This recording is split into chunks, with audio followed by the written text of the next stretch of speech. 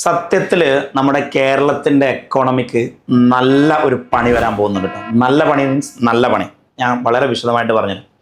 നമ്മളൊരു 1970-കൾ 80-കളൊക്കെ എടുത്താൽ നമ്മൾ നല്ല പട്ടിണിയിലായിരുന്നു. നമ്മളൊക്കെ അനുഭവിച്ചിട്ടുണ്ട്. എന്നെ കേൾക്കുന്ന മിക്കവാറും, അതായത് എൻ്റെയോ എൻ്റെ ഉപ്പയുടെയോ പ്രായമുള്ള എല്ലാവർക്കും പെട്ടെന്ന് മനസ്സിലാവും.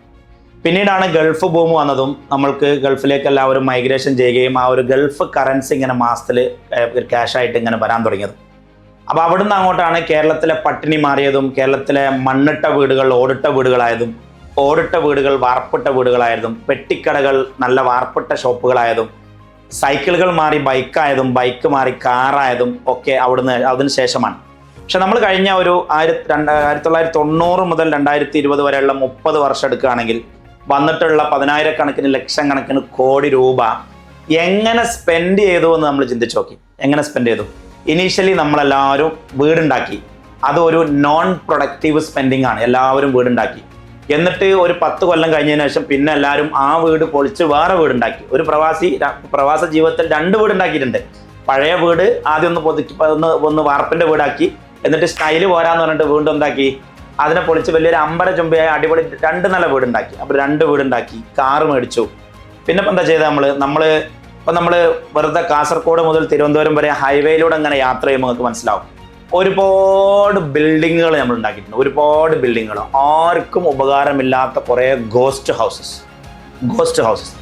ലക്ഷക്കണക്കിന് സ്ക്വയർ ഫീറ്റ് ബിൽഡിങ്ങുകൾ ഉണ്ടാക്കിയിട്ട് ആർക്കും റെന്റിന് വേണ്ട. കാരണം അതൊരു പ്ലാൻഡ് ബിൽഡിങ്ങോ ഒരു സിറ്റിയോ അതല്ലെങ്കിൽ ഒരു എന്താണ് പറയുക, ഒരു ഗ്രാമത്തിൻ്റെ അല്ലെങ്കിൽ ഒരു കോർപ്പറേഷൻ്റെ എല്ലാ ആവശ്യങ്ങളും നിർവഹിക്കുന്ന ഒരു പ്ലാൻഡ് സിറ്റി ഒന്നും അല്ലത്. വെറുതെ ബിൽഡിങ്, ആർക്കും വേണ്ട, വഴി പോലും ഉണ്ടാവില്ല. അങ്ങനെ തുടങ്ങിക്കഴിഞ്ഞാൽ ഇപ്പോൾ ഫോർ എക്സാമ്പിൾ 1,00,000 സ്ക്വയർ ഫീറ്റ് നമ്മൾ ഉണ്ടാക്കുന്നുണ്ടെങ്കിൽ അതിൽ 50,000 സ്ക്വയർ ഫീറ്റിലധികം വെറുതെ കിടക്കുകയാണ്. എത്ര കോടി രൂപയാണെന്നറിയാം. അപ്പം വീടിന് കുറേ പോയി, പിന്നെ കുറേ ബിൽഡിങ്ങിന് പോയി, പിന്നെ പൈസ ബാക്കിയാണ്. ഗൾഫിൽ നിന്ന് ഇങ്ങനെ പൈസ വരല്ലേ. പിന്നെ നമ്മൾ സ്പെൻഡ് ചെയ്തത് അത് ലക്ഷറി ലൈഫ് സ്റ്റൈലിന് വേണ്ടിയിട്ടാണ്. ലക്ഷറി ലൈഫ് സ്റ്റൈൽ എന്ന് പറഞ്ഞാൽ മന്തി അടിച്ചിട്ടും ഷവർമ അടിച്ചിട്ടും ഭയങ്കര ലൈഫ് സ്റ്റൈൽ ഉണ്ടാക്കിയിട്ടും സെലിബ്രേറ്റ് ചെയ്തിട്ടും വിവാഹങ്ങളിൽ സ്പെൻഡ് ചെയ്തിട്ടും സ്വർണം വാങ്ങിയപ്പോൾ ആ സ്വർണ്ണമെങ്കിലും അവിടെ ഉണ്ടാവുമെന്ന് വിചാരിക്കാം. അത് കുറച്ചേ വാങ്ങിയിട്ടുള്ളൂ.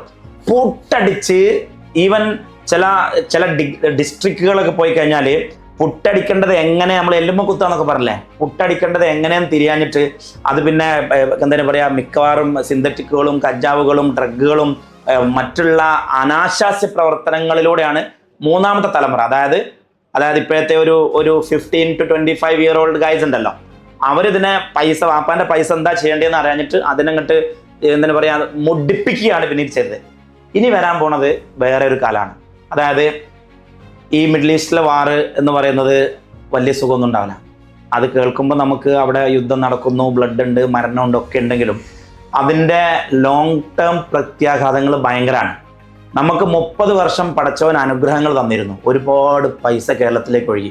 നിങ്ങളൊന്ന് ആലോചിച്ച് നോക്കി, ഈ കേരളത്തിൽ എന്തെങ്കിലും ഒരു ഇൻഡസ്ട്രി, എന്തെങ്കിലും ഒരു പ്രൊഡക്ഷൻ, ആ പൈസയിൽ എത്ര ശതമാനം നമ്മൾ പ്രൊഡക്ഷന് വേണ്ടി ഉപയോഗിച്ചു? നമ്മുടെ നാട്ടിൽ ഇപ്പോഴും ഒരു കൺസ്യൂമർ സ്റ്റേറ്റ് ആണ്. നമുക്ക് വേണ്ട ഒരു സാധനം നമ്മളെടുത്തില്ല. ലാൻഡ് ഒരു പരിധി വരെ ഉണ്ട്, അതിൽ കൃഷിയില്ല, നല്ല രീതിയിലുള്ള വെള്ളത്തിനുള്ള സംവിധാനങ്ങളില്ല, നല്ല രീതിയിലുള്ള എനർജിക്കുള്ള സംവിധാനങ്ങളില്ല, നിത്യോപയോഗ സാധനങ്ങളില്ല, പച്ചക്കറികളില്ല,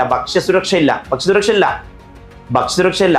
അങ്ങനെ നമുക്ക് ഒരു ഫണ്ട് ഫ്ലോ നിന്ന് കഴിഞ്ഞാൽ നമുക്ക് മറ്റുള്ളവരിൽ നിന്ന് ക്യാഷ് കൊടുത്ത് വാങ്ങാതെ സ്വന്തമായിട്ട് ജീവിക്കാൻ ആവശ്യമായിട്ടുള്ള ഒരു സാധനം നമ്മളെടുത്തില്ല. എന്ന് നമ്മുടെ രാജ്യത്ത് നിന്ന് പുറത്തേക്ക് നോർത്ത് ഇന്ത്യയിലൊക്കെ ഇപ്പോൾ ലോകത്തെ ഏറ്റവും വലിയ മാർക്കറ്റ് ചൈനയാണ്, രണ്ടാമത്തെ മാർക്കറ്റ് ഇന്ത്യയാണ്. ഈ 2 മാർക്കറ്റിലും ചൈനയിൽ നിന്ന് നമ്മൾ സാധനങ്ങൾ കൺസ്യൂമറിസം അല്ലെങ്കിൽ അവിടെ നിന്ന് വാങ്ങുന്നതെന്ന് വെച്ചാൽ നമ്മൾ അവിടുന്ന് ടെക്നോളജി കൊണ്ടുവന്നിട്ട് നമ്മുടെ രാജ്യത്ത് ഡെവലപ്പ് ചെയ്തിട്ടില്ല. ഒരു ഫാക്ടറി നമ്മൾ ഇട്ടിട്ടില്ല, ഒരു പ്രൊഡക്ഷനും നമ്മൾ ചെയ്തിട്ടില്ല, ഒരു സെൽഫ് സഫിഷ്യൻസി നമ്മൾ ചെയ്തിട്ടില്ല.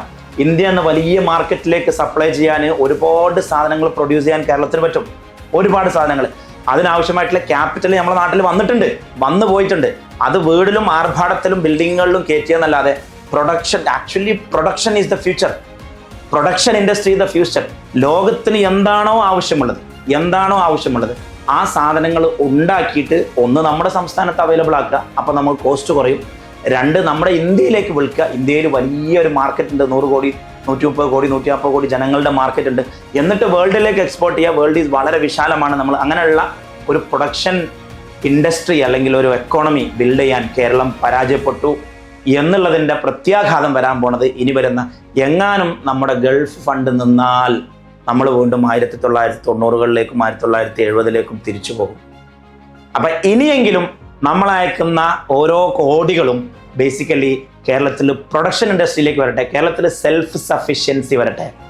ഒന്നുമില്ലെങ്കിലും നമുക്ക് ജീവിക്കാനും പിടിച്ചു നിൽക്കാനും ആവശ്യമായിട്ടുള്ള ഇവിടുത്തെ എല്ലാ ജീവിത ആവശ്യങ്ങളും, അത് വസ്ത്രമാവട്ടെ, ഭക്ഷണമാവട്ടെ, പാർപ്പിടമാവട്ടെ, എന്താണ് പറയുക, ലൈഫ് സ്റ്റൈൽ ആവട്ടെ, ഹെൽത്ത് ആവട്ടെ, ഇതിനൊക്കെ ആവശ്യമുള്ള പ്രൊഡക്ഷൻ ഇൻഡസ്ട്രി അല്ലെങ്കിൽ മാനുഫാക്ചറിങ് ഇൻഡസ്ട്രി കേരളത്തിൽ എന്ന് വരുന്നോ അന്ന് മാത്രമേ കേരളം രക്ഷപ്പെടുള്ളൂ. ഇപ്പം നമ്മൾ പറയും GDP ഏറ്റവും കൂടുതലുള്ള സംസ്ഥാനമാണ്, ഭയങ്കര സംഭവമാണ്. അതൊക്കെ ഗൾഫ് പണമാണ്, കൺസ്യൂമറിസമാണ്.